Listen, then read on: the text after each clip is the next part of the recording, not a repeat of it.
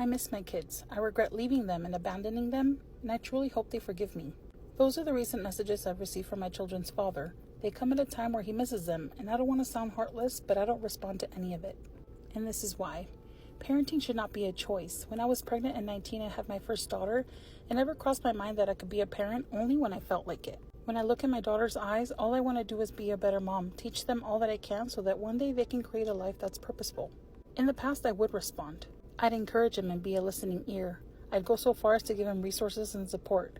But this abandonment was different, and I've learned to set boundaries, to respect myself and the dignity of my children. The role of a parent is not one you can take on and off. It's not an easy one, and it requires that one have the ability to love, care, and sacrifice for someone other than themselves. A text like this does nothing. It doesn't feed them, clothe them, house them, or protect them. It doesn't care for their well-being. It's worthless because it's not backed up with actions. And it never has been. A child is the ultimate blessing from God. I just wish more parents treated their role in such a way. Got divorced. I did. Why'd you get divorced? Okay, so this is the one thing I don't talk about a lot, and here's why.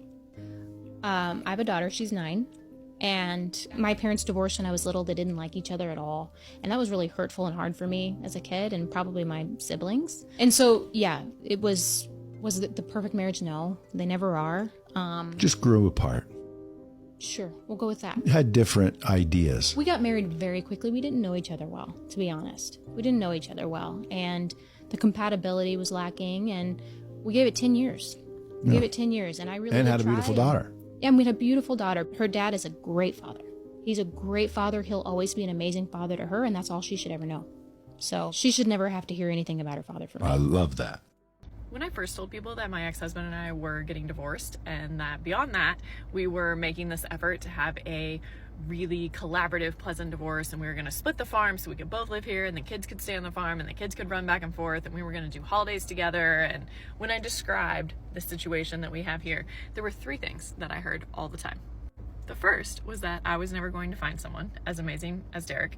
The second was that there was no way this was going to work, that we were both going to be able to live here, that we were going to get along, that this was going to be like a healthy situation for anyone. And then third, that even if we could do it, when we started dating people, it would never work, that we would never find partners that were on board with this plan. To those things, I would say that even if I was alone forever, it was better to be lonely alone than lonely in a relationship. But aside from that, I actually did very much believe that Derek and I both would be capable of finding people who were much better fits for us, and we would be much healthier and much happier with. But beyond that, even if it didn't happen, not really a point. 2, that we were absolutely capable of making this work because we were doing the work to make it work.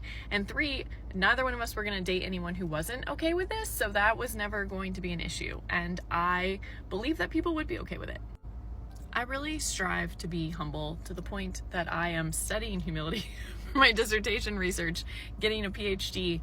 I deeply believe in the importance and the power of humility, and so I try really hard when I'm wrong and I realize I'm wrong to own that and to recognize it and have conversations about that, because I think it's important, right? To let people know when they are right and you are wrong and you have misjudged a situation. I also try not to say I told you so when I am right, because usually someone realizes it and that is enough satisfaction for me. But yesterday, it was a Sunday morning, I was sitting in my backyard. It was our first real cold fall morning here.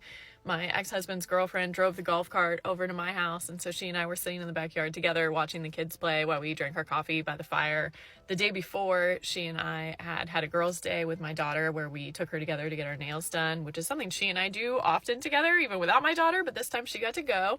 And then we went and got my daughter's ears pierced, and it was like a whole big exciting thing. They watched the kids for me while I had to go figure out like cell phone stuff before a trip that I'm going on. The day before that, she rode with me and the kids into town where we met my ex-husband, who go to the university homecoming parade for the afternoon, and then we all went to our friends' houses together to hang out and have dinner. While we were doing that, she and I were going over our plan for Thanksgiving and for Christmas, because her family is coming here for Thanksgiving and she's staying here for Christmas, and so we're going to have all 4 of our families together with the kids who have never in 4 years spent a holiday or birthday having like double of them apart from their parents. We have done all of them together. And there is something so satisfying about all of that. 1, because our life is amazing. But 2, this just feels like all the time I'm walking around and I just want to be like, I told y'all so. Like, bitches, I told you so. Like, we have done it. And our life is friggin' amazing and beautiful.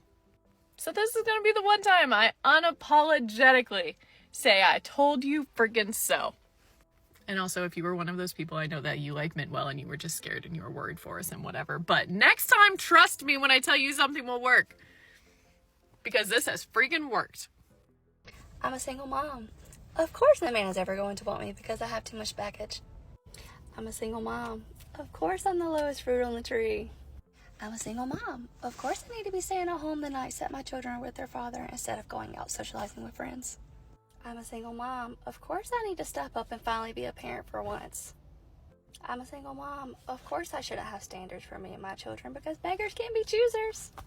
I'm a single mom. Of course I should stay with my children's father because settling for the bare minimum and letting my children grow up in a broken home is so much better than growing up in two homes where the parents are both happy and healthy.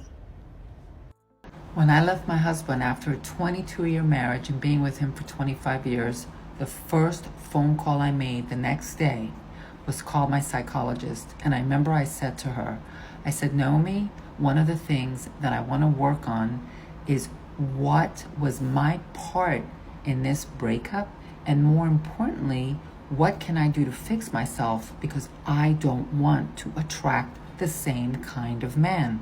I mean, after all, second marriages, the divorce rate is at 75%. So the reason that occurs is because people, when they get a divorce, they don't change. They think the problem is him, and therefore they end up attracting the same kind of person.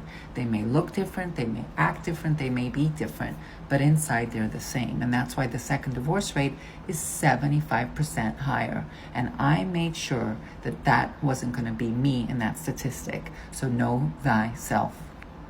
Thank you for tuning in. If you found joy in my videos, please show your appreciation with a thumbs up. It truly boosts my spirit. Want to become part of our vibrant community? Hit the subscribe button to stay updated on all my amazing future uploads. Your encouragement fuels my creativity and passion. I'm excited to share even more with you soon. Let's continue this beautiful journey together.